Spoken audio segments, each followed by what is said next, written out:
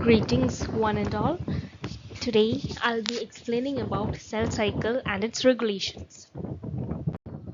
So the content we'll be speaking today will be about the introduction of cell cycle, different phases of cell cycle, duration of cell cycle, regulation of cell cycle as well as their clinical significances. So first, what is a cell cycle? So first we would be explaining a brief definition of a cell cycle. Like cell cycle, from the name itself you can understand it is an ordered series of events or the stages through which a cell passes. Thus it involves cell growth as well as cell division and involves produces two new daughter cells from their parent cell. So we can simply say it as like cell cycle is an ordered series of events involving cell growth as well as cell division that produces two new daughter cells from their parent cell, or we can say that the stages through which a cell passes from one division to next. So first, here we'll be explaining about the eukaryotic cell cycle. So now you may ask, like, why not the prokaryotic cell cycle? Because actually there is no like a prokaryotic cell cycle. That is because the prokaryotic cell cycle, there is no such thing, because in prokaryotes mainly their division is by like binary fission and all. It is only in eukaryotes where there is a series of stages involved. So the processes or the main processes involved in the eukaryotic cell cycle are cell growth, DNA replication, distribution of duplicated chromosomes to daughter cells, as well as cell division. So in eukaryotes, the cell cycle is more complex and it is a continuous process. So these are the phases of cell cycle. So when we are explaining about the phase of cell cycle, it is very important to depict it through a diagram. So these are the diagram that depicts the phases of cell cycle. So the interphase and M phase, also called as the mitosis phase. So the interphase is subdivided to three, which is the G1, S phase as well as G2 phase. And the M phase is followed to prophase, prometaphase, metaphase, anaphase, telophase, followed by cytokinesis. So these are the phases of cell cycle. So here the G1 phase, G1S as well as G2 phase, these are the subdivisions of interphase. So here G1 phase mainly involves cell growth and carries out like normal metabolism. It is in the S phase, what stands for synthesis. It is where the DNA replication as well as chromosome duplication takes place. The next is the G2 phase, here where the cell prepares itself for the mitosis. And the next, in the M phase or in the mitosis phase, it is in this phase where the actual mitosis or the cell division occurs. So these are the phases of cell cycle. The cell cycle is divided to mainly two phases, which is the interphase as well as the mitosis phase, or called as the M phase. So interphase, it is a period of preparation of cell division. In interphase, no actual cell division takes place, whereas in mitosis or M phase, it is the actual period of division of cell cycle. So the interphase, as I said before, is divided to three: G1 phase, S phase as well as G2 phase. Here G stands for gap or growth and S stands for synthesis. So G1 phase is also called as a pre-DNA synthesis. It is a period when the cell grows and carries out normal metabolism. So here in G1 phase, the cell prepares itself for their mitosis and all. And in the S phase is where the DNA synthesis takes place, and it is called as the DNA synthesis phase.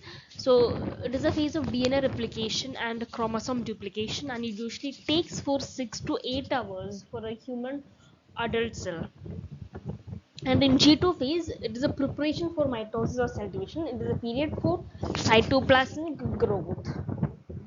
So it takes about like 4 to 6 hours. So now we'll be talking about the durations of cell cycle. The cell cycle, it varies according to the kinds of cells, what type of organisms and all, it differs. But for a typical human cell, it is about 24 hours, where the G1 phase is about 11 hours, S phase about 8 hours, G2 phase about 4 hours, and M phase about 1 hour. And the other cells like budding or yeast, it may takes about like the all the four stages, it may just be completed in like a 19 minutes and all. And in embryo and all, it usually takes about 30 minutes or less than 30 minutes. So these are the a diagram that depicts the duration of cell cycle.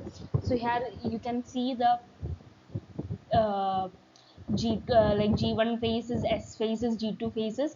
So here in G1 phase it takes about 5 hours. In DS phases or DNA synthesis phase it takes about 7 hours, and in the G2 phase it about 3 hours, and followed by mitosis or the division of cell division, it takes about 1 hour. So here the cell cycle of a 16-hour mammalian cell growth.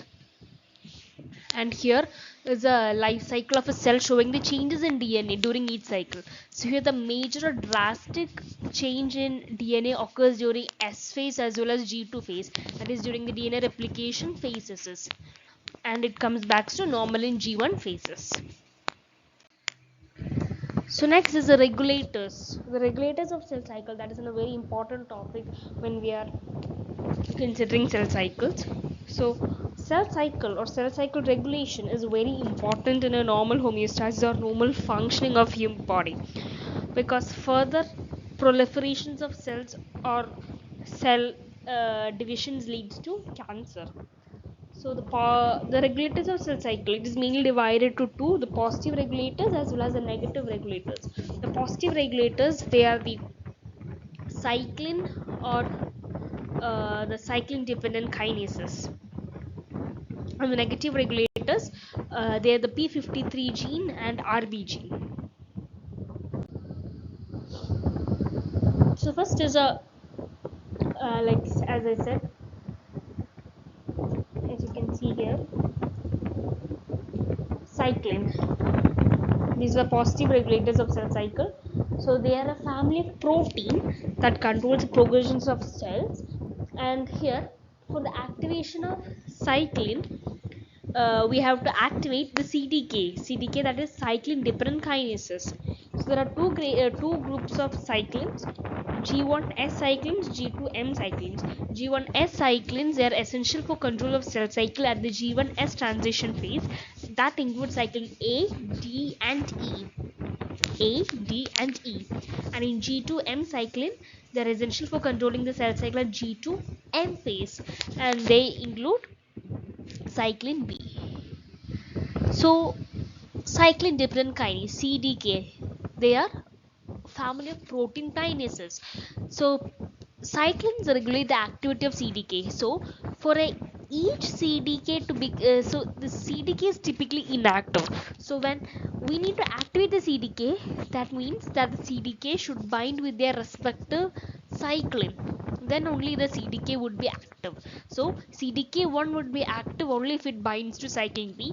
CDK2 will be only active when it binds to either cyclin A or E, and CDK4 or 6 with cyclin D. So these are the respective diagrams which shows the CDK and their various places and their checkpoints, respective checkpoints. So cell cycle checkpoints, there are two type: checkpoint 1, checkpoint 2. Checkpoint 1, they start at the S phase and it is called as the DNA damage checkpoint, which arrests the cell cycle in response to damage or unreplicated DNA. When there is any damage in DNA or in synthesis of DNA, it is being usually arrested by checkpoint 1. And in checkpoint 2, they start at the M phase and is called a spindle assembly checkpoint, which arrests mitosis, and if the chromosomes are not properly aligned to. So this checkpoint therefore is called a spindle assembly checkpoint, as it assists or it like arrests the cycle if there is any damage in the mitotic spindle or in the arrangement of the mitotic spindle of a cell. So checkpoint 1, as I said, it is also called as a DNA damage checkpoint or DNA damage block cell division. So here there are mainly two roles: role of P53, role of RBG. So role of P53: when a DNA is damaged, various protein kinases are recruited to the site of damages, and that initiates a signaling pathway which causes the cell cycle arrest. So the kinases here are either ATM or ATR, depending on the type of damages. So ATM or ATR, they are mainly PI3 kinases or protein kinases, and so this is how it happens. When there is a DNA damage occurs, it produces two kinases, ATM, ATR, which causes ATR produces CHK1 and ATM produces CHK2, which are additional protein kinases, and these causes in production of P53 protein, which causes the cell cycle arresting, DNA repair, senescence, or apoptosis. Next is role of RB. RB means retinoblastoma. So it is a protein that controls cell cycle transition from G1 to S phase. So here the RB protein is named because RB genes, they're associated with the retinoblastoma tumors. So when RB binds to regulated transcription factor, that is E2 factor, E2F factor. So the what is the main role of E2F? E2F is required for synthesis of DNA replication enzymes. So when RB proteins inhibit this E2F or transcription or regulated transcription factor, that alternately blocks the DNA transcription or replication. So that is how the RB protein acts as a negative regulator of a cell cycle.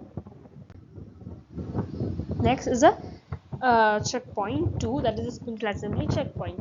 So here, once the checkpoint is cleared, this process cannot be reversed. So the cell is committed to enter the S phase, and any abnormal DNA synthesis in the S phase, that is being stopped in the checkpoint 1.